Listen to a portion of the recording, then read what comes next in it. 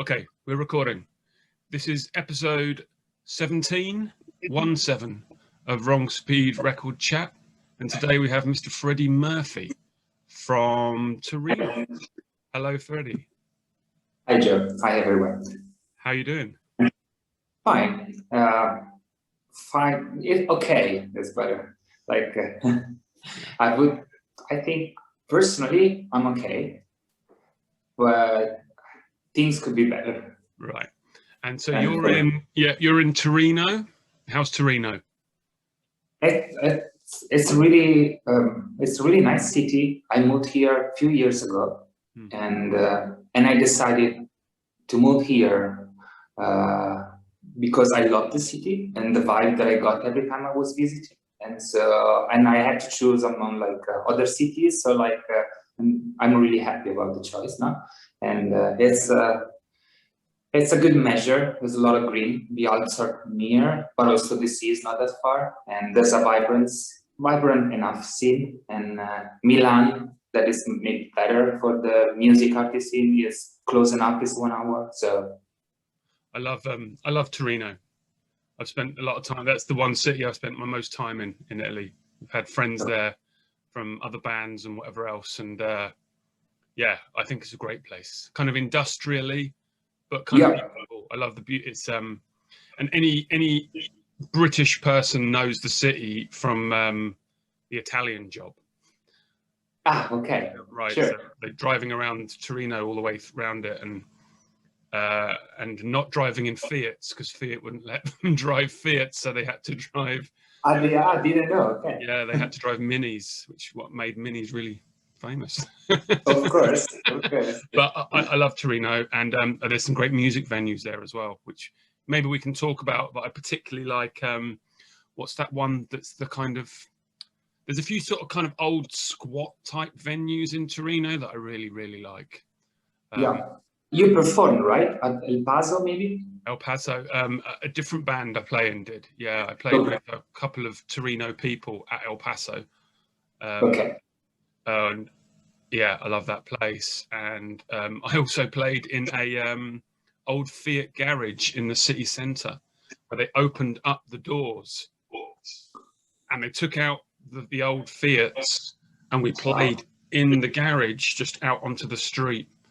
And that was really excellent as well. Oh, wow. Okay. Wow. Yeah. So anyhow, I love the city, and I could go on, but I won't. So we met. I'm guessing we met through the fact that you work for Swamp Booking. Yeah, I think the very first time that we introduced each other was at the Cineta Festival. Oh, really? Okay. Yeah. Yeah. Because I think Hey Colossus went on right after Father Murphy I was playing with.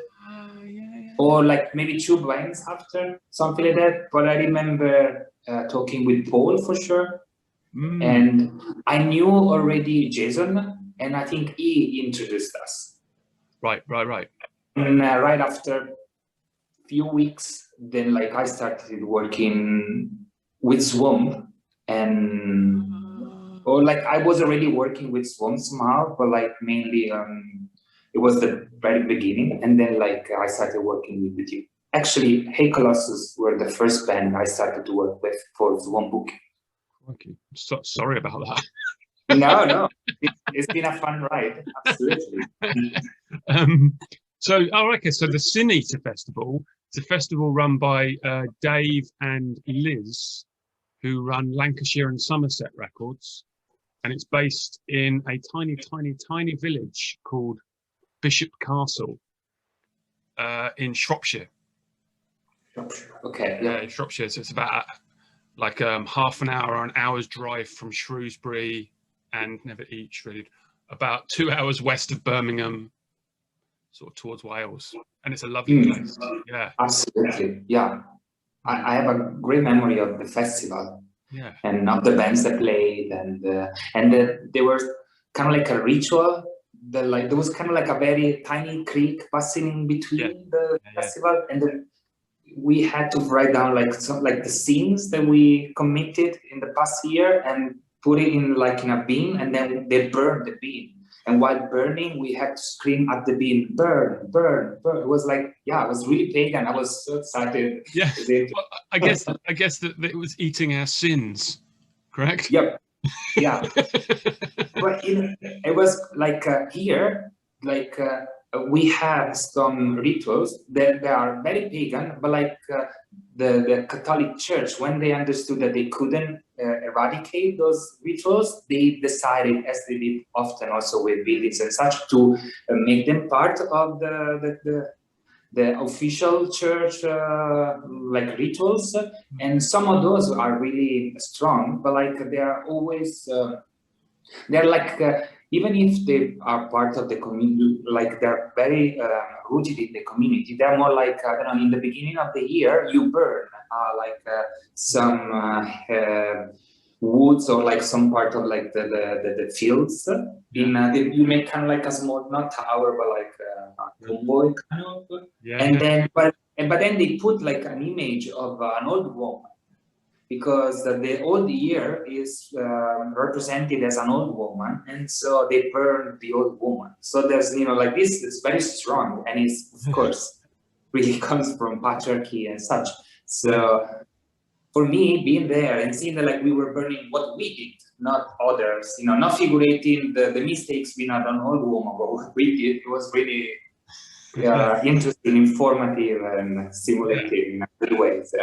Did you have to at that festival? Did you have to carry your amps over the river? So I wasn't used to use hands live, so I was like I had just like guitar and I go straight to the PA, so it was very easy for me. We had to carry amps over the river. But I recall the image of bands going up and down the river with the amps. But good festival, really good festival. So yeah, Father Murphy was the band you did then, and this is one of your albums.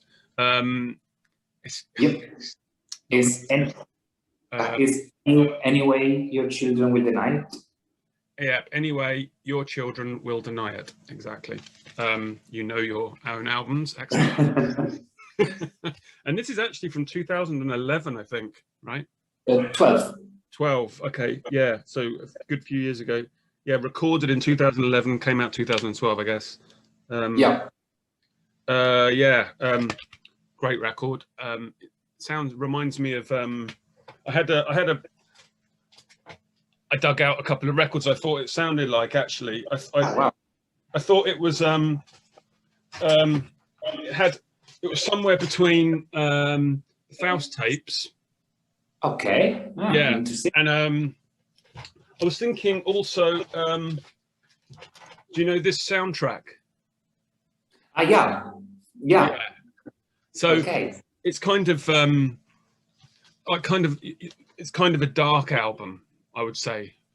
Yeah. So I don't know, somewhere between these sort of things. It's quite yeah, it's kind of dark. It's really good. So how's Father Murphy doing? What's the score? Tell me. Yep. We ended Father Murphy in 2018. Yeah. With the final album and that we recorded as in the Requiem format. And we decided before that it was time to end the project, because I think we got to the end of what we want to express with the music that we were creating, and so we decided that like we didn't want to just like let it die, but like we wanted to have to be in it, part of a decision to make coherently with the path that we underwent with the band. And so it's been a bit weird at the beginning, because like we started as a trio and then we ended in the last 6 years as a duo. 3 people on this, isn't it? Yep. That's the last album as a 3-piece, right? And then then it was only me and Chiara, yeah. And so we when we started, we always said like we want to be able to see when it's time to end it, and so we got to the point that like we were happy with ending it, and we decided to end the band with a final tour where we were like playing only the last album, so it was kind of like a requiem mass, the show. So and it was and it was like it was a very weird year. I had very great memories of it, but like in that year, I first lost my grandmother, then I lost my father, then I lost my cat. That was like my soulmate, and so and all these, beside like the sadness, it really helped me a lot to be a better performer, as I was very sad when I was performing, and so it was like it was intense, but like in a good way. It all, you don't have to get used to it, but like these different events, they clicked and they worked. So it's I don't life. So but and it's and so that was 2018. And since then, we are still working together, Chiara and I, and we are making music for motion pictures. Like so far, we did a couple of documentaries, couple of shorts, and docu-fiction. And now we are working on a movie and on another short. Brilliant. And it's already with Freddie Murphy. Each album was like a concept, so we were deciding to have a concept to talk about, to tell, like a story to tell for each album. Yeah, and so you're already kind of doing it. Yeah, exactly. And with the difference that has been very interesting to dig about, that like now we have someone else giving us the first inputs. And so, and we are getting to know that like directors are very needy, like they are demanding, very demanding. So it's very easy. Yeah. I at first I thought, okay, if they like the music they will be, making, they will be happy with. No, they are happy, but then like, I love what you did, but like in that minute you should change that, blah blah. So it's been like that's a good challenge. I would have thought that's absolutely. A new challenge and a new way of thinking about music is to sort of it's just a different way of working, isn't it? That must be really absolutely good. Yeah, and it's been rewarding and also challenging, so it's good. And it's just the beginning, and we are slowly getting used to do this new where like like you record music that you will never perform live, and so it's very different, because I was so used to say, even like if in a recording already you can put whatever you want, but then like your mind goes to the live performance thinking, okay, how am I gonna do this live or stuff? Well, like now it can be anything, and so quite freeing then. Yeah. Can lay on like 150 guitar lines. Exactly. You don't need to. No, exactly. And in this period that we are living, it's been kind of like a lucky shot, because like until 2018 we were depending on live shows for like our like life and stuff. So nowadays it helps that we can. It's not easy because of for my other job. That is like, so, but at the same time, So your partner is the other half of Father Murphy, and is the person that you now do the soundtrack work with, correct? Yeah, absolutely. And he also runs a label, because I have a cassette here of it, and the label is called, I'm going to read it, Commando Vanessa. Yeah, and she runs it with an artist from Torino. It's really called Carlotta. It's this This is like, so it's just like a plain card sleeve. It's really nice. This album is a compilation. It's called Mansplained. But so it's a plain card sleeve, but it comes with this really nice doily. We'd call it maybe a doily, sort of thing that like a posh person might have on a table. You know, like when they're so like I show you other couple. Yeah, so it's really nice compilation, plain yellow cassette. Yeah, the album, the label Commando Vanessa. And, they are. It's got these. The covers are all like we call it olive figures or something like that. Right. And then there is like a small lab doing it here in Torino, and they're like hand. Exactly, and this one, and usually they have like an image of a saint, of a martyr. Yeah. And this one is for Valentina Magaletti and Marlene Ribeiro album. And if you see in the back, there's like a prayer, because these are like, usually you find these like in churches or like some like monumental cemeteries or stuff like that.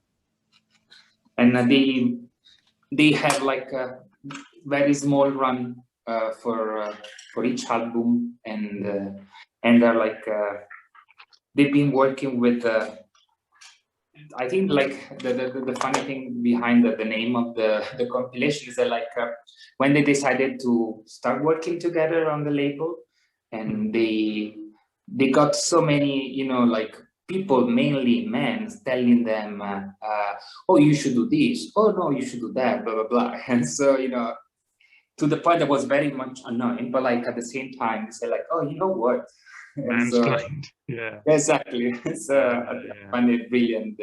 Yeah, I've got Valentina is coming on one of these in about a week. okay, fantastic. Yeah, I think the common consensus is she's the best drummer in the country. Absolutely, I think she's my favorite drummer. Yeah, I don't like ever. Yeah. So absolutely, yeah. Oh, I'm looking forward to talking to her. But anyhow, so all right. So she's done a record with this. She's done a cassette with this label, so we can talk about that. That'd be good. Good knowledge. Yeah. Yeah, I think they did first the tape, and then like they repressed the album on vinyl last fall or something like that, or like a few months after the tape label, the tape version. Brilliant. Cool. Yeah. Okay, so we're here to talk about records. So let's crack into that. Absolutely. Number one, can I have a record from your favorite record shop, please? Yeah. I show you first the back side because I love it. And so the artist is Daniela Casa, and she was an Italian singer and composer. Yeah. I think she died in the 80s, something like that. She was mainly active at the end of the 60s and the 70s. She might be more, and she is more famous for her for the songs that she wrote and sung. But like in the 70s, she also composed a series of experimental albums. And one of these, being honest, the only one that I owe is called Società Malata. That means sick society. Okay. And it's really brilliant. And this is like a repressing. Yeah. Oh, is that have we got like a die cut sleeve up there? Yeah, it's I think it's like it's just like the artwork. It's not exactly, it's not for real. Like okay. Yeah, it's I don't know if this is a repressing from this label from Florence called Dago Red, and I don't know if in the first press it was maybe with a real cut. Right. Yeah, and they're like there's one word per song, all in Italian, but one there's like two words, and it's really like visionary way of composing, like with loops, sounds, and and I really love this album. And the shop is here in Torino. It's called Dischi e Dintorni. That means records and around. And around means like around the record. So possibly other things that you can find in a record shop. And for me, for a period of time, especially with for Father Murphy being touring a lot, I didn't have a record shop of preference nearby where I was living. And so the record shops that I loved were like all, either in the UK, in the US. I remember one in Hamburg, in different places where I was used to perform. So when I moved to Torino, then I discovered this record store, and they have a huge collection of avant-garde music and new classical music that I wasn't aware of. And so I got to know a lot of composers from like, say, 70s, 80s or 60s through the Andrea, that is the owner of the record shop. And so it became my favorite record store for like, I can go there and just like look at the records. And what's it called again? Say it once more, what it's called? Dischi e Dintorni. Okay, cool. And that is records and around. The literal. Are there many? Are there other record shops in Torino? Is there a lot, or it's just a big city? There are quite. I think there are like at least 4 or 5 record shops where you can find not only like major labels records, but also like some more underground. And there are some that are more like maybe specialized in Italian indie music that in the last 10 years has been doing pretty well for Italian market. Or like others that are like more into repressing or more like established or hyped artists. And but like I think this one, this Kid in Tony, is good because I think I like it because it has like it's not that big, but it's, I think, big enough. But like it's for a lot of people, it's a meeting point. So it was a meeting point. I think it will be again, and where like you can just go there and then meet friends and such. And it's something that like I think for a lot of people it's normal, but like for me it wasn't. I was used, to be always in a rush when I was going to a record store. I was usually looking for a specific title, asking for it, and if it was there, and then like moving on because I had to move to another city or and so this the feeling, the enjoying part, the spending time and just like looking at records, maybe finding meeting someone. It's just like new. For me, it is they are like social places for people who aren't very good at communicating. Absolutely. I agree very much. Yeah, so you have something to do, and then when you've run out of something to say, you can go, do you like Led Zeppelin or whatever? And it's an easy thing to talk about, or you can just talk about nerdy record stuff with other fellow people. And yeah, they're definitely social hubs. Like, absolutely, they're important still. I think they're important places. Absolutely. And like it's when you have the chance to look at what you want, it's good. I'm happy with the internet and the possibilities that give us give us. But like the fact that I have someone else curating like what I can find, I also like it a lot. As as in a festival, as in anything else. So going there and see what they have, and what also by chance someone else might have sold them that I can now buy. And so there's also like this kind of luck, or that's I agree. It's good to trust. It's good to trust someone with curating for you. I agree with the festival thing as well. Like, the sort of the level that perhaps you and I work at. I think we play and attend really interesting festivals that are kind of good size and really well. Because we played one in Italy that what you have to remind me, was it Gostala? Ah, yeah, Guastalla. Yeah. And the venue, what was the festival called? Handmade. Handmade. We loved that festival. Yep. It was really, really excellent. It was like 4 stages or something. And there was a band playing there, and then there, and then there, and then there. And there was really good food, and it was really interesting. And all the, all the music was certainly interesting. And there was like little market stalls selling records. It was just a beautiful little scene in a place that we'd never heard of. And it was, really, and it was absolutely fascinating for us. It was so excellent to go to. I agree. Like there's like a collective of people behind the festival, but the main person, at least the person that I know of, is Jonathan Clancy, who's the owner of Maple Death Records, and also he was used to play with his Clanciness. I think he works for Fire Records, so he lived in London for a while. I think he still does, like all little between Bologna and London. So he has a huge experience, and he's a very curious person. So I think he attended a lot of festivals, like the right size, the size, medium, small size festivals. So he got an idea, and so he did tour himself quite a lot as well. And so when he got back, he decided, instead of having like another big festival in Bologna, he went to a smaller town where so it's easier for all the other places to get to. There's less issues with parking, and then there's it's more in the nature, and you can gather people there, and so and he's been doing such a good job. Canadian, right?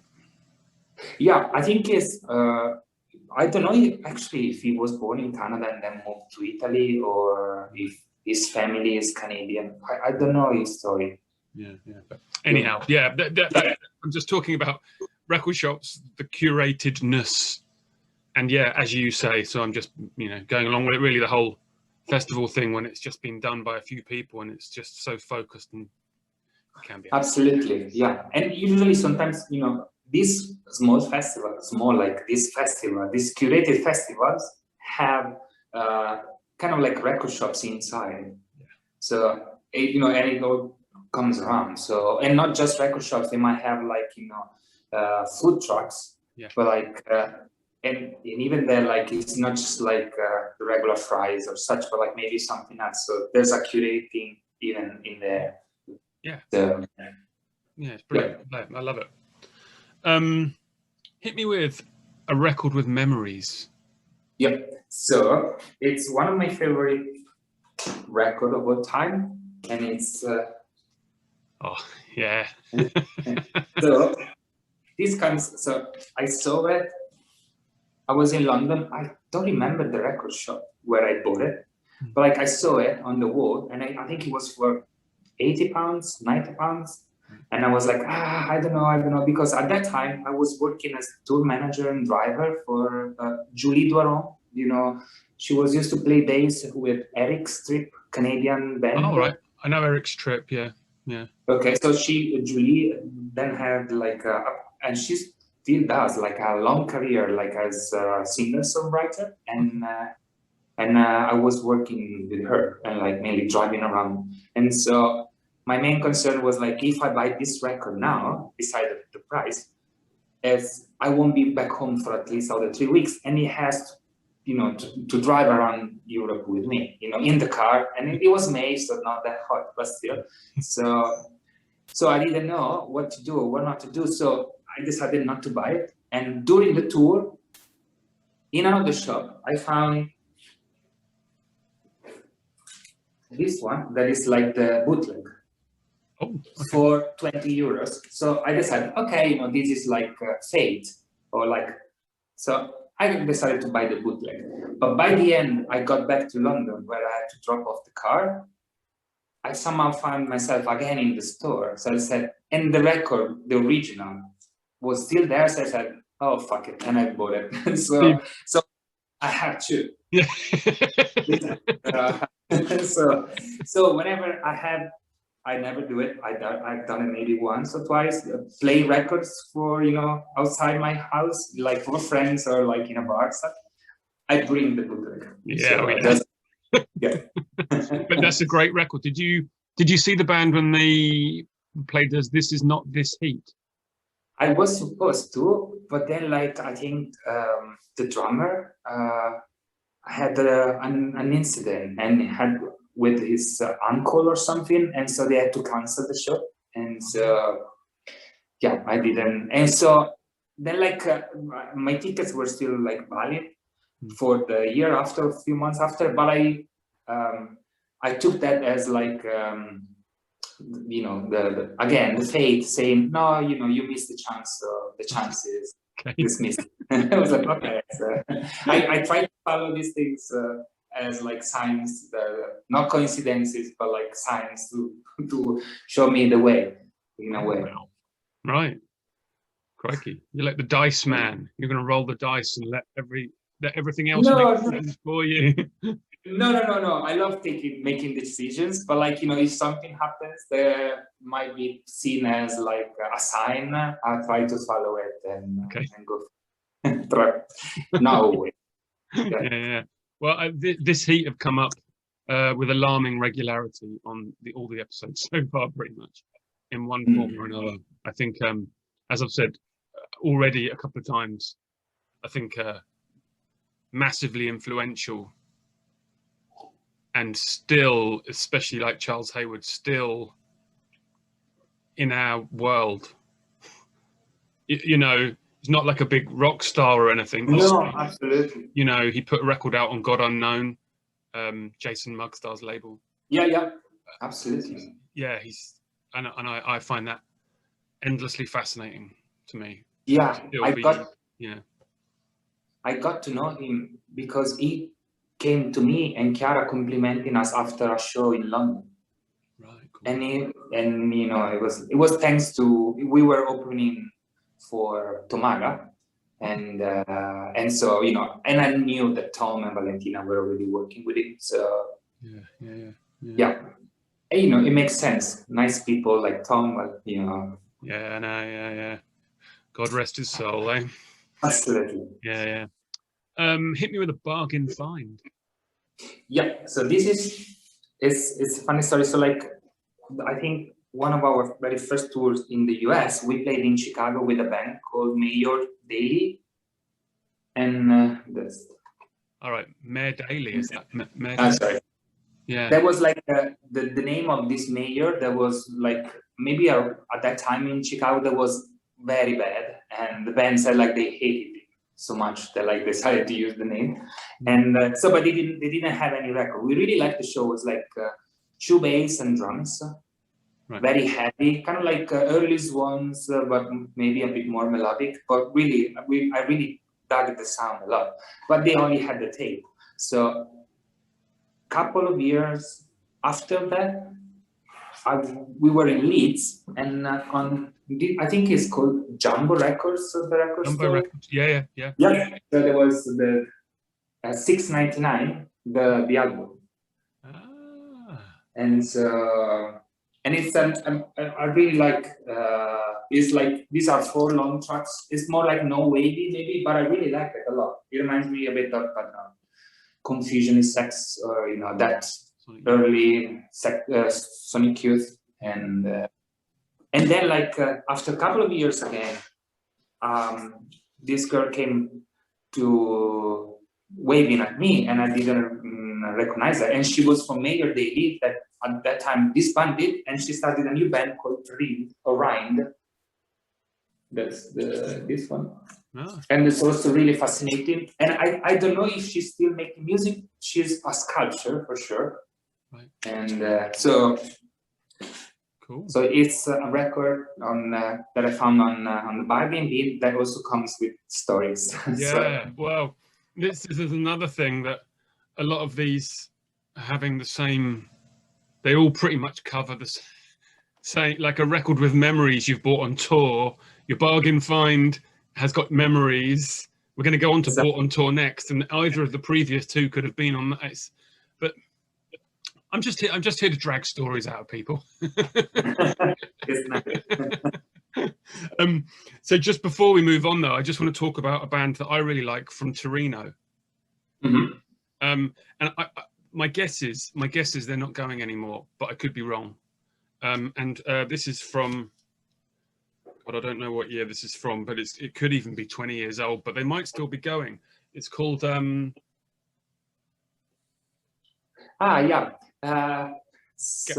it's the Cherry Cat. Is that what it means? Yeah, the Cherry Cat against the Big Cold. Yeah. I think they're from either in or near Torino. Yeah. I got a couple of records by them. Okay, I know them. I don't know if they're still going. I think one of them is making music for movies, because a friend was working as driver for the production of a movie set in Sardinia, one of the two main islands here in Italy, and he told me that he met the guy, I don't remember his name, who was curating the soundtrack. Yeah. So the Max Viali, Gianluca Della Torca, I'm pronouncing that badly. Fabio Perugia. Yeah. Fabio, Gianluca, or Max. Yeah, one of the three. Yeah. Yeah. Because so this is kind of an on-tour thing for us, because the band we did before Colossus, we did go to Italy a couple of times, and we played in a little place just outside Torino both times. And what the hell was it called? Rivoli. Yeah. Okay. So we played Rivoli a couple of times, and we went to, I think, maybe a studio that one of these ran and recorded there and stuff as well while we were over. Okay. So we got to hang out with them, and they were really nice people. And sometimes when you meet the people and then they're nice, and then either they give you a CD or you pick one up, you end up focusing more on it. Do you know what I mean? So if I'd have been given this in amongst another 100 CDs, it might not have reached my ears particularly, but because I'd hung out with them and we became friends for that brief time. I agree. Yeah, it kind of stuck with me a bit, but this is probably 2000-ish. Probably, so it's a long time. I think so. Yeah. I think they had a momentum here in Italy around that period. Yeah. And then they got another album. It's kind of a dark green sleeve, but I couldn't find that. Okay, I can look for it. Yeah. But yeah, so that was like a tour thing for us where we went to Torino, and yeah, like I say, I have great memories of that place. So, in fact, we met there, didn't we, as well? Absolutely, yeah. You played the Radio Blackout Festival. Yeah, there is a festival that happens in one of the venues here. That's called Spazio 211, right. And they were used to have every year like the festival for the radio. It's I don't know, it's anarchic label, or I think so. Yeah, it did feel like that. Yeah. No, I'm sure. I don't know. I didn't know that the adjective in English if it's anarchic. But yeah. So they do it every year in June, and they always have like a pretty diverse lineup, and they are very focused both in foreign bands, but also Italian bands. They do the radio, and they have like a small space in the radio where they do some shows during the year, and then like they have the they were used to have the festival in June, and so that was I think, and then Colossus have only played Torino once, but then we played somewhere about an hour away at Boto's Farm, which was brilliant as well. But that I could talk for an hour about Boto's Farm. I thought that was absolutely marvelous. Anyhow, but let's move on. Hit me with a record bought on tour. Yeah.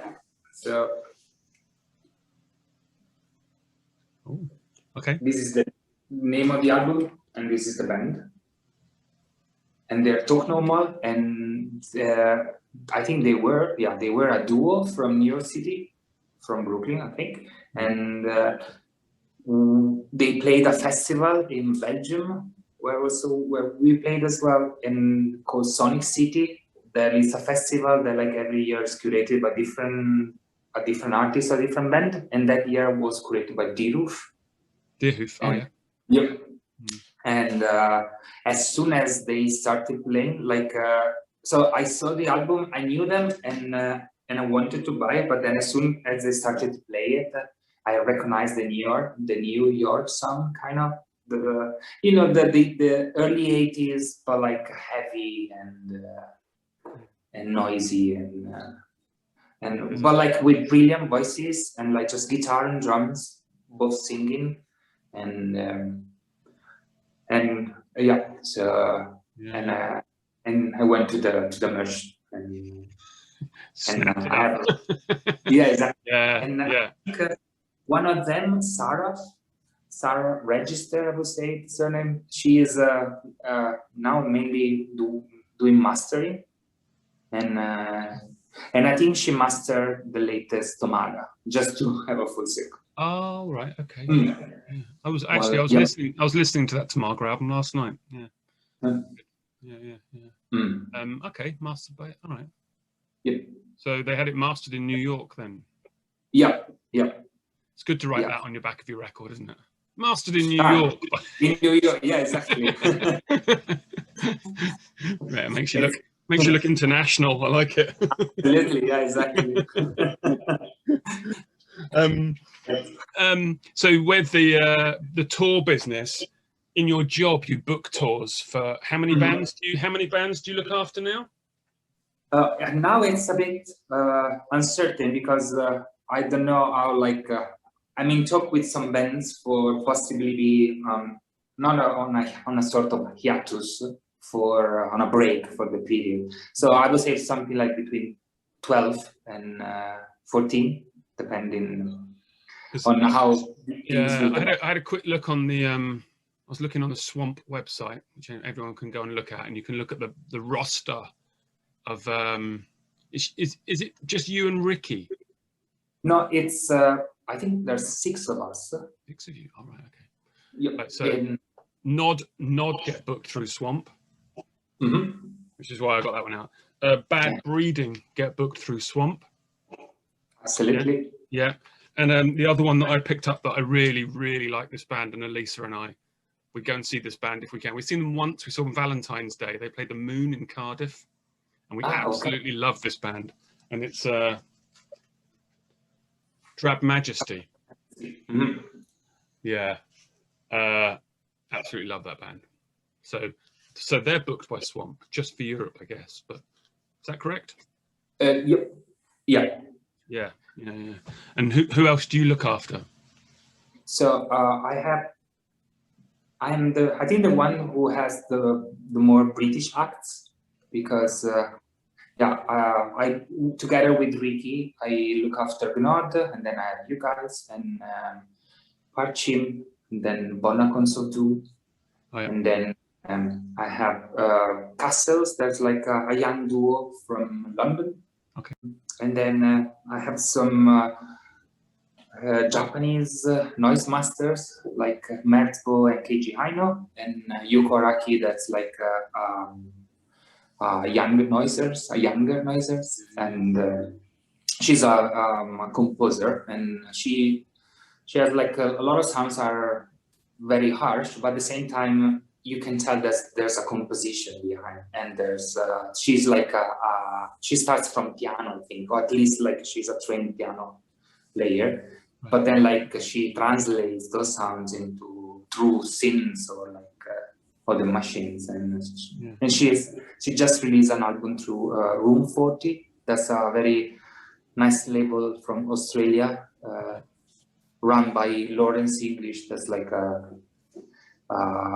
Australian artist and some sculpture. I don't know how to describe it, but he is very well involved in not only in making records but also like sound installations. Right. Yeah. Cool. I really that's a good you've got a varied roster that you have to look after then. Yeah.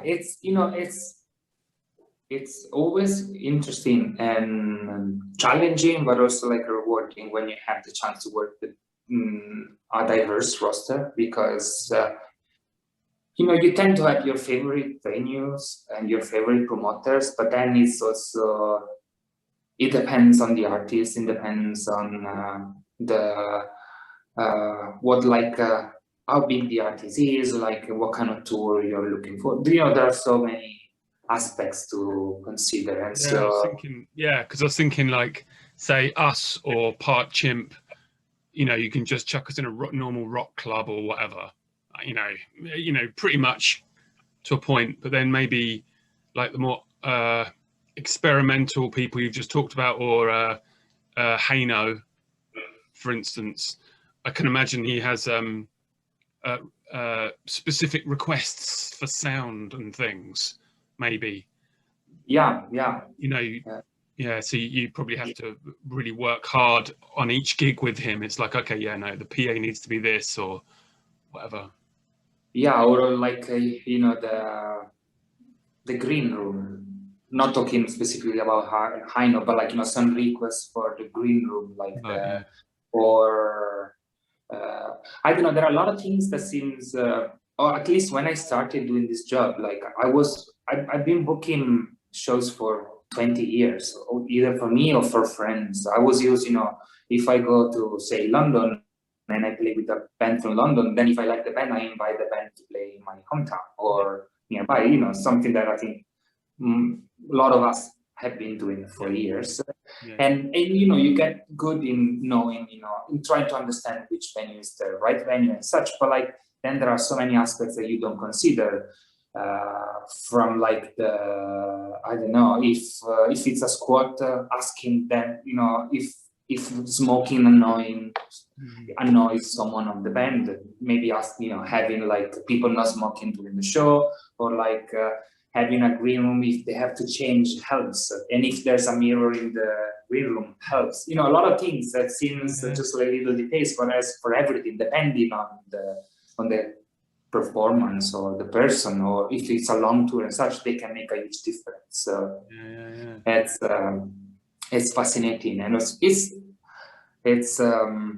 I think almost everyone, I think everyone in Swamp, before booking bands, they've been working as drivers and tour managers. Right. And this helped a lot in, you know, knowing better the venues, knowing the people that we write with, we exchange emails with. At the same time, you know, not better knowing routing, so distances, and, you know, not having, you know, not sending someone to play in Stockholm and Helsinki the day after, unless they can fly, you know, because it's not doable or stuff like that. Yeah, there's lots of things that I think the same with now I'm releasing the occasional record as like a label person. I realize, as someone on the other side of it who is releasing records, the amount of communication you want from a label is important. Like, for me as a musician person, I like quite a lot of communication from a label. I like confirmation that they like the record, and I like updates about certain things, be it when the record's going to turn up from the pressing plant, or if it's sold no copies, or anything like this. I quite like communication. So now, as a person doing it from this side, I'm very keen on like being like how I would want it to be if I was on the other side. So I can imagine that for you, as someone who's toured and tour managed, and you've played gigs throughout the world with Father Murphy and other things, when you speak and deal with bands, you would want, you know, what the band might want more than if you hadn't done that. Yeah, exactly. Yeah, that's and also at the same time, and it's something that, like, the more I grow older, the more I get it, is that I do represent the bands, but at the same time I work with the promoters. So it's not, you know, like I like to think that we are all part of the same community, and so it's not business oriented, meaning that, like, we are not here to exploit anyone, you know, like, it's not to exploit the promoter, or, you know, in order to get more money to the band, or it's not asking to the promoters like a crazy request just out of, you know, a bad day or something. So it's, at the same time, also artists or bands have to understand that, like, sometimes promoters can do more and so cannot do more than they have been doing already. And so I think the role is kind of like is in between, and so we as agents have to be good in understanding both sides and remembering who's, you know, because at the end of the day, you know, there's a way of saying in Italy, in Italian, that says always remember who's paying you. Right. Okay. But you know, in my position is, who is he? Is the promoter, or, you know, without the artist, no one. You know, absolutely no one's paying you. So I'm working for, I don't know. Yeah, no, I know what you mean. I know what you mean. Like, you need to manage the expectations as well. So if I say to you, I want Colossus to play Reading Festival main stage. Main stage Reading Festival, please. Saturday, 9 o'clock in the evening. You have to say, no. No, you're not going to do that. You're going to play above a kebab shop in Reading on a Tuesday night in winter. Yeah. And I'm like, cool. Cool. Yeah, that's the thing. So, you know, to the point that like it can happen that like there can be a request that is completely out of place because, you know, we don't, you get to learn how to do your job by doing it. And but at the same time, if you get after the third same crazy request from the same band, maybe it is not that it's not the right band. It's not a good fit. Maybe that band deserves to work with a different kind of agency, and you know, because and it happens. You know, what I really like about Swarm is that there's an attitude. So it's not that we just work with bands that we like or with bands that we know that they like to work with us, but there are like some not rules, but like, you know, something like an attitude or like something that we really stand for that is very important. So, you know, of course, we will never work with racists, with misogynists, with, you know, any, you know, like any sign of like supremacism, anything, you know, that is usually no, of course, not, you know, but like that. And but at the same time, then maybe, you know, like it can also that mean that like we are not a good fit. That doesn't mean that like either side of the you know, either one of the two sides are bad or something like that. But it's just like it's okay. Maybe it doesn't work. So yeah. But, so well, I know for us, like it's good for us because I think that the attitude of Swamp is, as you say, it's like it's professional, but it's also, it feels like it's in our world. It feels like we're, you know, I feel like it somehow works like in a civilized way, and we get to, I mean, we've played some really interesting things, like really excellent, memorable shows that we never would have been able to pull off ourselves. Never, wouldn't have had the contacts, wouldn't have known anything. But when you get there, you realise that you've been booked onto something where they actually want you to be there. It's kind of a weird one where you'll see it. A certain band could probably be crowbarred onto a festival that don't want them, but for somehow they've, you know, like you want to feel like you're wanted when you turn up. It's like, oh yeah, because we played Cave 12 in Switzerland. Okay, in Geneva. Yeah, and I believe it was like a Tuesday night. It was like maybe a Tuesday. No, it was a Sunday night. They did gigs on a Sunday night. Yeah, and like it was, you know, there was only 30 people there. It wasn't like, but the people putting the thing on really wanted us to be there, and it felt really satisfying. And you sort of think, okay, well, you know, Federico has totally nailed this. This is the correct gig for us on a Sunday night because they really want us here, and we love being here because it's one of the best venues in Europe, isn't it? Like, and yeah, it just felt like a good fit. Like, I agree. Yeah, I think it's mutual. You know, I got to know a lot of promoters, like especially in the UK, but not only through you and but as through Barchim and such.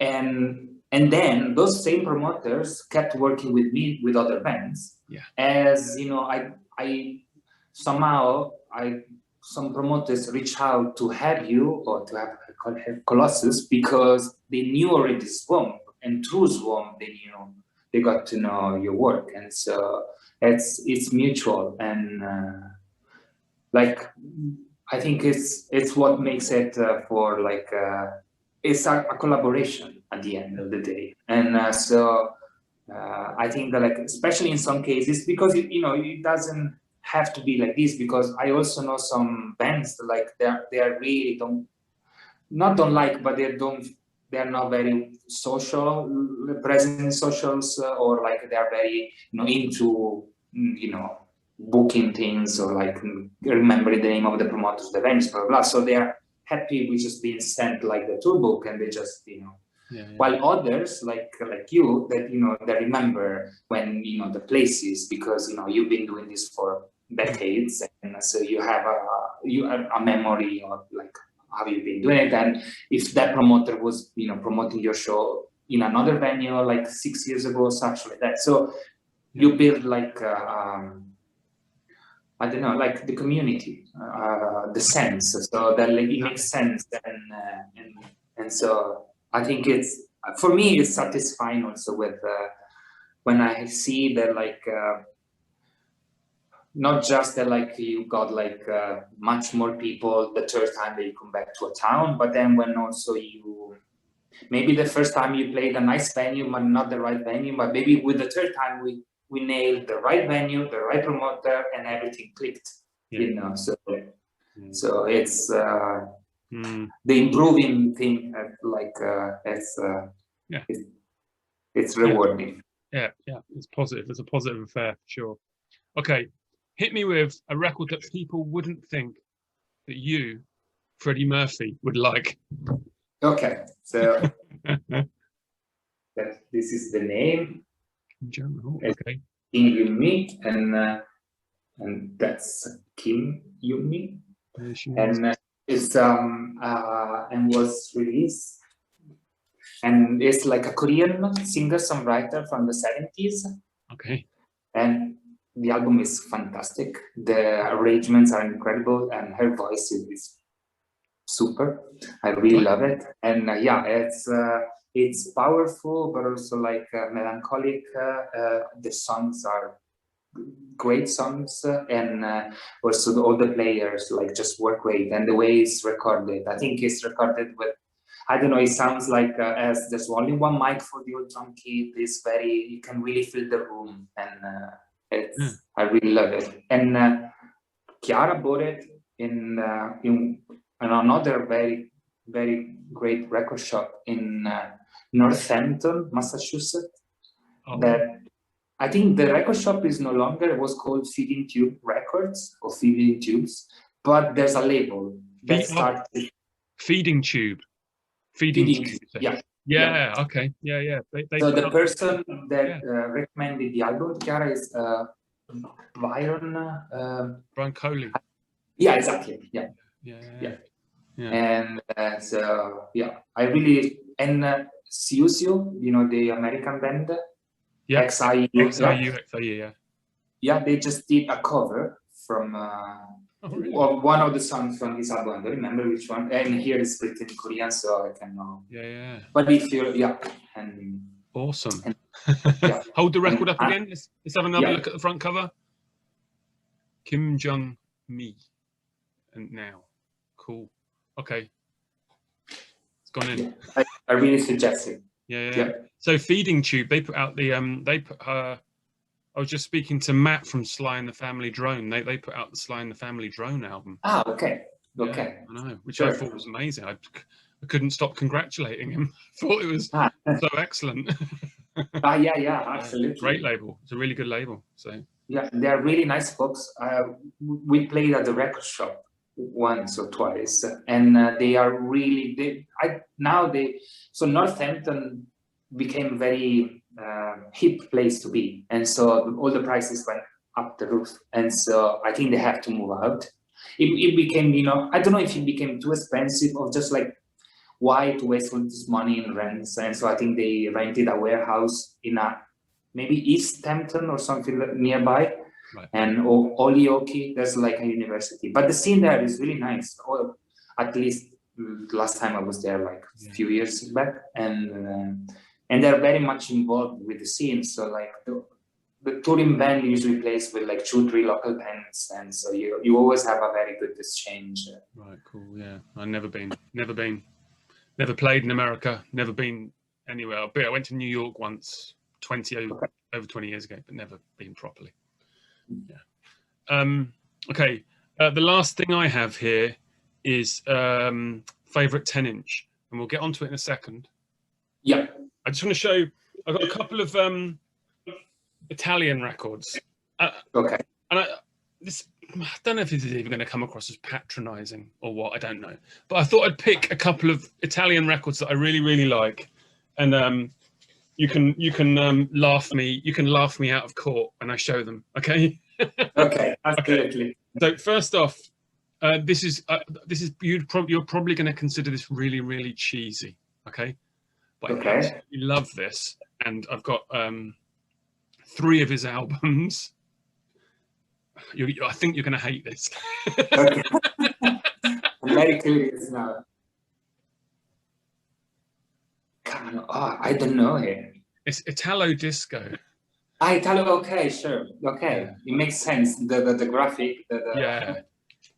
It's from 1980, maybe 1981. Absolutely love it, and it's just it's like Italo Disco, and you can, when you listen to it, you can hear where Daft Punk have come from. You can hear from all of those bands have come from this sort of thing, I think. Okay. And I absolutely love it. Okay, so you've not heard of it. That means you don't hate it. No. This is an Italian fella, but I don't actually know if he lives in Italy, and it's quite new. In fact, Colossus played with them in Shipley at the Golden Cabinet gigs. Yeah. The not waving. Yeah. I think he's from Torino. Right. Okay. Yeah. Originally. Yeah. He was used to play in a band called Disco Drive. Right. It was kind of like post-punkish, you know, Rapture, early Liars, something like that. All right. And then he moved to London maybe 10 years ago, something like that. I met him. I played with. I met him. I know the drummer more from the former band, but I know him. Jacopo, I think is his name. Right. It's I really like it. Alessio. Yeah, Jacopo is the drummer. Yeah. Yeah. I really like it. Colossus played with him, and he was brilliant. Yeah. Electronic. This is on Diagonal Records. Okay. And I think Not Waving comes from this hit song. Oh, is it? Oh, okay. I think, I don't know, maybe it's just me. Yeah, maybe. Knowing the music, maybe it's just me. But... Yeah. And he runs a label, that guy, and he put out this. Yeah. This is a band called The Tapes. Okay, the Tapes. Oh, I don't know that. Yeah, Italian from Genoa. Okay, I will. And it's 2 brothers, and they released they self-released lots of cassettes. Sure. From 82 to 92. Okay. Yeah, and then the fella from Not Waving put it out on his label recently. It comes through Boomcat, but it's really excellent, kind of 4-track electronic, kind of almost industrially, but catchy, almost sort of catchy, but with odd noises and the sounds of like Italian education tapes. And it's really good. And the last one I'm going to show, I'm sorry if this is boring for you, but no, absolutely. it's good for me because I get to dig through my records and pick out some favorites. This is a reissue because I can't afford the original, and it's do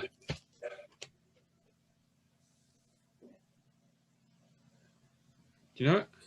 No, the feedback. No, it's Morricone's, Ennio Morricone. Yeah, sure. Okay. Yeah, and they went under the feedback on this, but they're actually called Gruppo Gruppo di consonanza something. Improvisazioni, or Yep. yeah. Okay. So it's Ennio Morricone's thing, and it's excellent. I just watched a movie called The Cannibals. Okay. By Liliana Cavani, the director, and the soundtrack I think is Morricone, and it was just like perfect.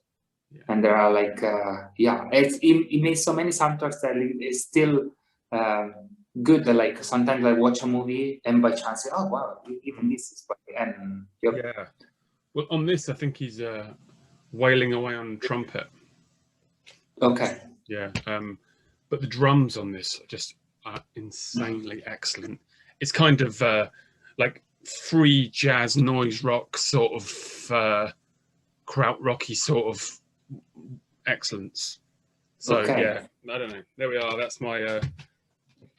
We'll leave my Italian music there, but they're the ones. It's good. It's good. Yeah, so I have one Italian for you. Okay. Oh yeah.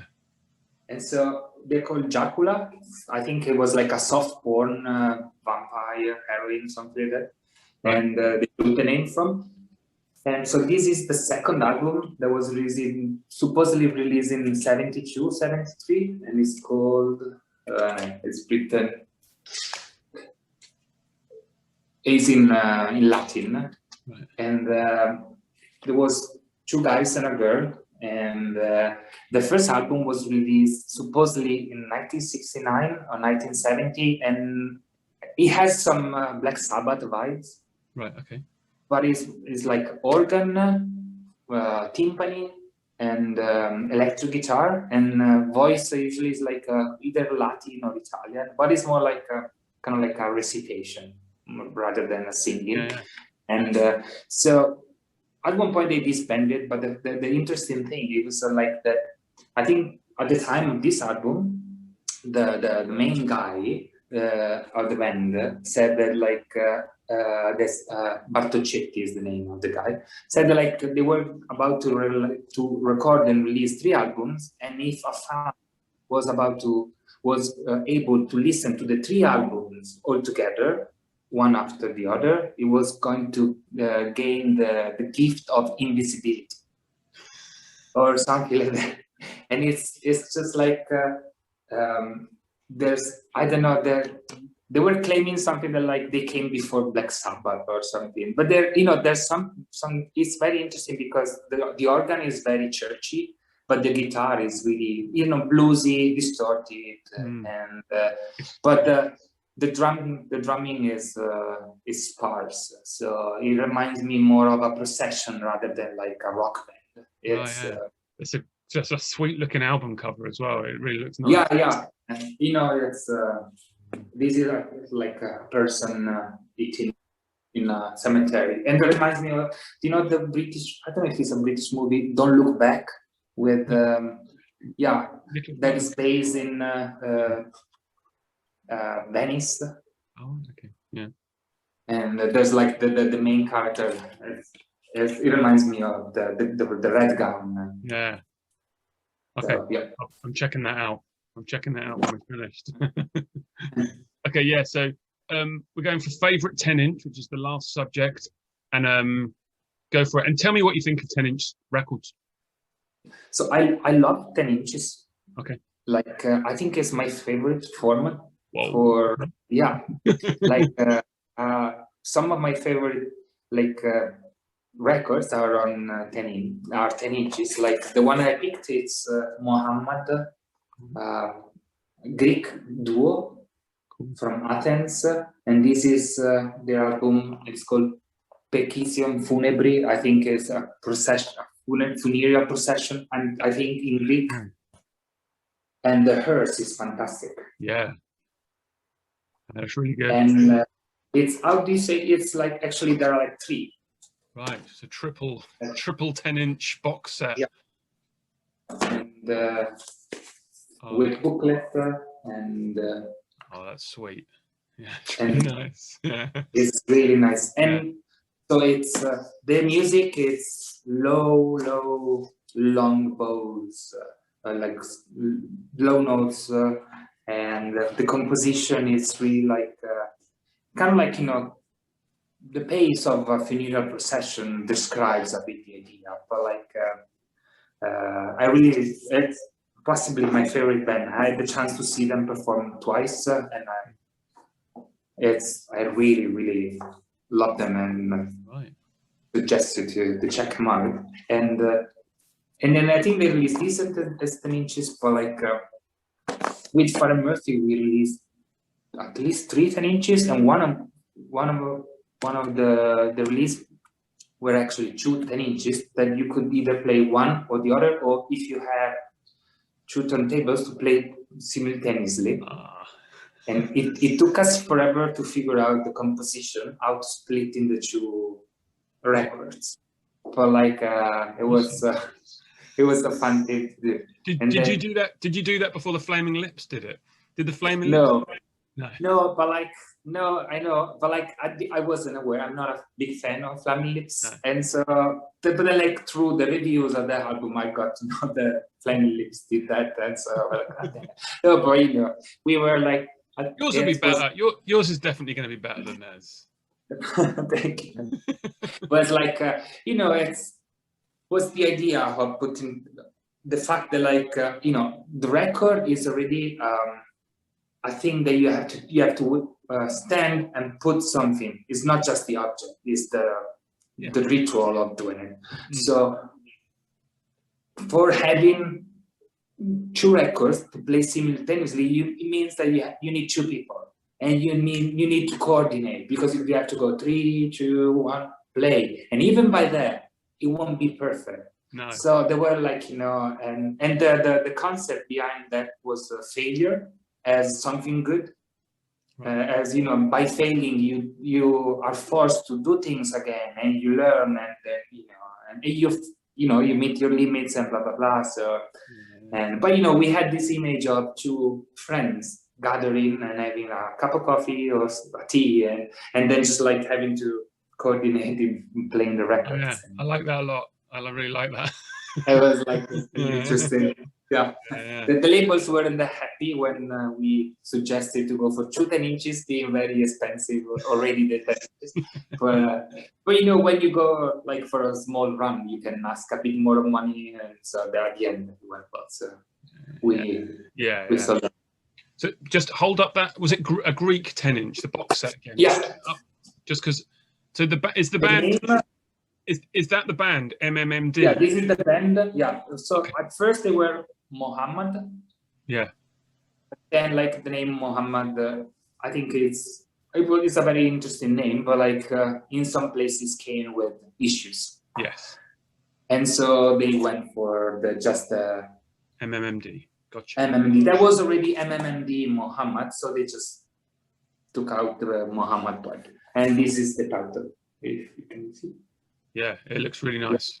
Yeah. And I don't know if it's a Volvo. I don't think it's a Volvo. I don't know anything about cars, but I really like the fact that it seems like Olympia or something. Yeah. It's there's something very Greek about it, and the label releases Antifrost. I don't know if you can see. Oh yeah, no, we can read that. Yeah, .gr. Excellent. Yeah, got it. Yeah. Then a lot of great releases. Cool. Okay. Good tip. It's but yeah. So, do you have any more you want to talk about, or any other records you have there, or? I wanted to show other couple of 10 inches that I really like. Okay.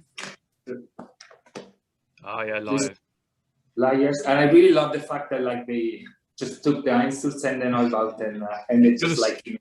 Yeah, you're the second person. You're the second person to show that one. Okay. Yeah, nobody's good. It's good. Yeah. I love this song. I think the second album is my favorite. It's one of my favorite. They Were Wrong, So We Drowned. Yeah. One of my favorite album. And another 10 inches, another band, Death Sentence Panda, a band from I think Berkeley, San Francisco, Bay Area, and I think this was released by Chris Upside the Rhythm. Oh. Yep. And I saw them I booked them. I saw them for this tour, and they were like fantastic. 3 pieces, drums, clarinet, flute, and true effects. Really, really heavy, but also really melodic. What was the band called again? I have to show you because it's here. Death Sentence Panda. Death Sentence Panda. Right, got it. Yeah, I really like it a lot. And also, has 10-inch. It's okay. Yeah. And it's where the name Father Murphy comes from. Oh, really? Because the story that like Barrocks and Wayne tell, the like Wayne plays the guitar, but like Barrocks tell in this 10-inch that the priest, they call him, is about a priest, a junkie priest that finds a body cut inside a bed, the Christmas Eve, and the name of the priest is Father Murphy. And there's a movie called Drugstore Cowboy by Gus Van Sant, and William Barrocks is playing Father Murphy in that movie. And so, yeah. You wouldn't believe it, but like we had a big band, like an in-band conversation last night on email about that record. So, wow. Yeah, so weird. We've never spoke about that record before, but then last night it was like, oh yeah. Really weird. Really weird. Okay. Oh. Yeah. God damn. Okay. It's been really good talking. Likewise. Thank you. Thank you so much for having me. Yeah. And I'm a fan. I'm following all the episodes. It's fantastic. Yeah. They're good fun to do. I can talk about records all night long. So it's absolutely anything to do with music. It's really good to see you as well. So it's been a while. Likewise. Yeah. I hope next time it's going to be in person soon. Oh, let's hope. Yeah. In a show somewhere. Yeah. Or not Zoom is also fine, but yeah. Yeah, 100%. It'd be great. Yeah. Right, we're going to wave goodbye, and I'm going to press. Okay. Take care. We can carry on talking afterwards, but I'll stop it. So absolutely. Yeah. We can start slagging bands off once I've stopped it. Okay. Okay.